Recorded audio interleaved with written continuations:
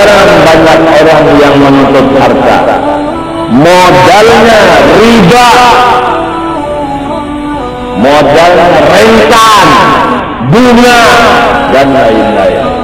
Kalau sudah rentan bunga dijadikan modal, semua keuntungannya haram.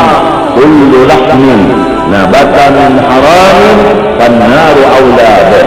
Hadis Rasulullah. Daging siapapun apabila makan yang haram, neraka yang takut wadahnya. Inkah anda dan kalian, istri dan anak anda menjadi balanan neraka? Kalau ingin silahkan, modalnya yang haram. Mayatnya itu dibuat dalam kubur, dipasang tanggar, dipasang papan, dianggap kenapa daun, lalu memulai melimbuhi, mulai melimbuh, tanahnya hanyar mulai melimbuh. Datang sinan ampun alka kematian juga. Bapaknya nambah ke sini, ini alka unda nak nambah dua, nak kematian juga. Oh maaf ya, dia belum tahu salah, kamu belum nih. Mari alih mayatnya mah. Lalu dibuka papannya, mari buka papannya. Ikatan lawan awaknya hangit. Padahal belum ditutup-tutupi apa-apa, belum dilindungi, hangit sudah muhanya hangit, awaknya hangit, cahayanya hangit. Si mayatnya gawiannya apa? Umpat bagawi di rentan dan bunga. Umpat bagawi di rentan dan bunga. Rekan saya yang kerja di bank berpendapat bahwa gaji yang diterima karena dia mengorbankan waktu dan tenaga, dia merasa bahwa gajinya halal. Benarkah itu? Kita tidak bicara tentang tenaga yang dikeluarkan oleh seorang yang bekerja di bank riba. Dia mengeluarkan tenaga, waktu, dia berangkat dari rumahnya menuju ke riba. Kita berbicara tentang dosa yang Rasul Shallallahu Alaihi Wasallam itu melaknat bukan hanya pelaku riba, yang mencatat gratis. Ada orang transaksi riba, anak cuma nyatet, anak nggak butuh fulus, wallahi anak ikhlas lillahi ta'ala. Dia melakukan itu tuh dilaknat.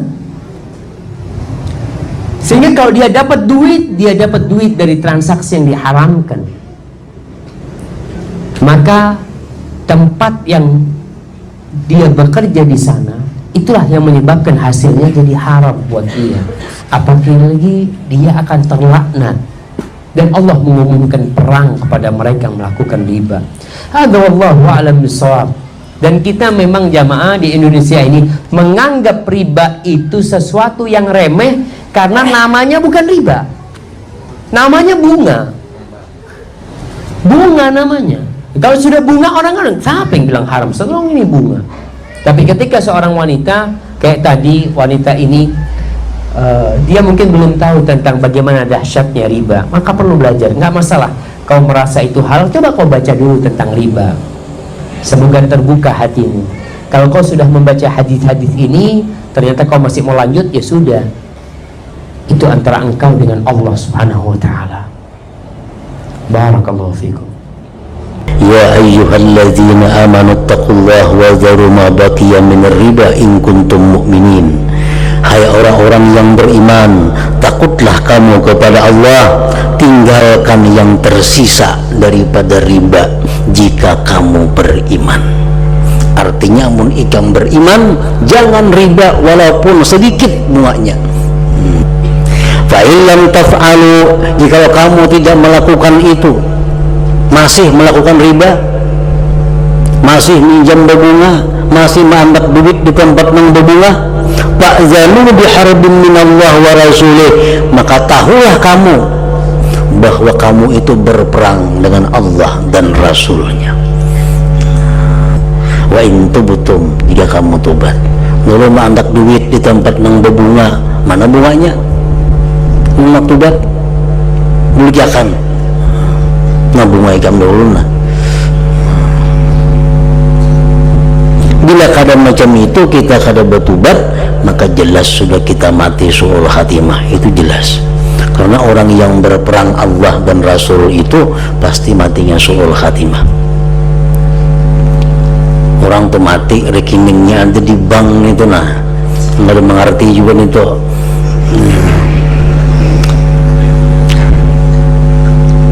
Artinya ada terkait dengan riba, mati maka matinya membawa rekening ke dalam kuburnya.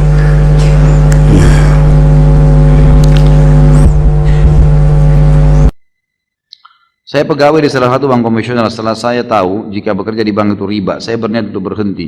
Tapi saya masih ragu karena sempat konsultasi ke beberapa teman bahwa dilihat dari manfaat bank itu lebih banyak daripada mudaratnya.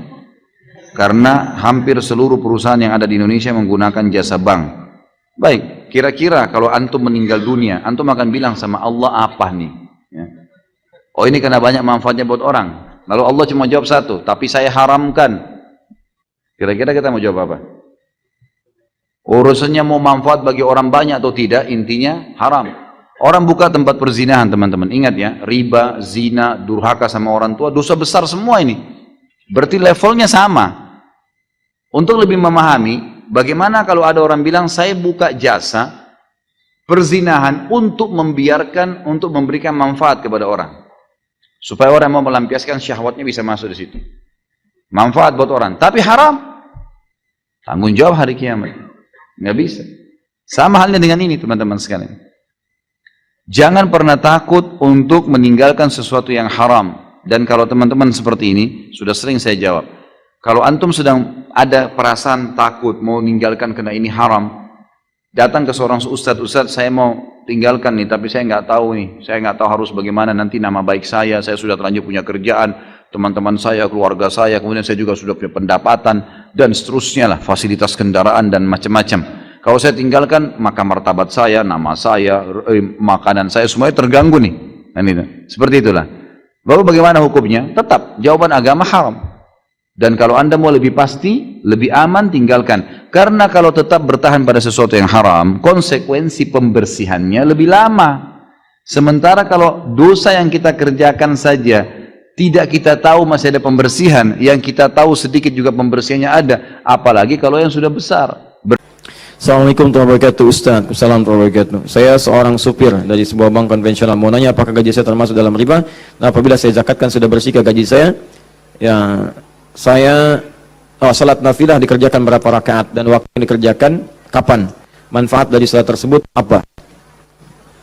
Maaf ya, satu kertas ini saja cukup untuk saya jawab untuk hari ini. 5 pertanyaan dari sini saja.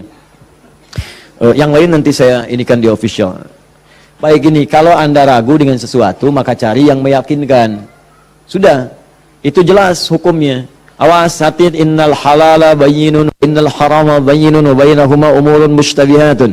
Ya, yang halal itu jelas, yang haram itu jelas. Di antara keduanya ada yang syubhat. Rumus syubhat itu tanya dulu kejelasannya. Kalau memang tetap gak jelas, maka tinggalkan, itu lebih bagus. Paham ya? Saya kerja Ustaz di bank konvensional, bagaimana hukumnya? Kalau ada ribanya haram hukumnya. Kalau kemudian tidak mendapati yang lain dan darurat hidup ada di situ, maka sifat daruratnya muncul. Tapi darurat sifatnya sementara, bukan sementerus. Jadi sambil di situ antum mencari pekerjaan lain. Ya ada di bank syariah misalnya, ada yang lain misalnya, silahkan masuk ke situ. Yang ininya kemudian antum kurangi itu persatu sampai dapat yang baru itu, tinggalkanlah yang meragukan di situ. Paham ya? Ya itu hukumnya jelas sekali. Di Mesir ada Darul Ifta. Darul Ifta itu lebih kuat daripada MUI karena MUI cuma kumpulan ormas, fatwanya hanya bersifat himbauan. Tapi Darul Ifta itu langsung diakui oleh negara. Itu di Mesir ya, fatwanya itu langsung diakui oleh negara. Ulama Mesir tahun 82-83 mengeluarkan fatwa bank itu apapun namanya haram. Alasannya apa? Karena bertambah, ada yang bertambah, bunga apapun namanya disebut dengan riba. Tapi Syekh Tantawi di tahun 87, 88, 89 mengeluarkan pendapat baru, boleh, tapi pendapat pribadi. Akhirnya di tahun 90-an, 2000-an, ulama-ulama Darul Ifta dan ulama-ulama Azhar kemudian mengkaji kembali. Hasilnya tahun 2003 Darul Ifta Mesir menfatwakan bahwa bank itu halal. Ulama Darul Ifta itu rata-rata ulama Azhar semua. Apa fatwa mereka? Bank itu sudah kami kaji lama, maka kami merevisi fatwa yang tahun 80-an itu. Jadi di kalangan ulama sendiri ada revisi. Masa yang bukan ulama maksain ulama? Ustadz kadang takut sama jamaah, akhirnya Ustadz terpaksa juga ikut-ikut sama selera jamaah.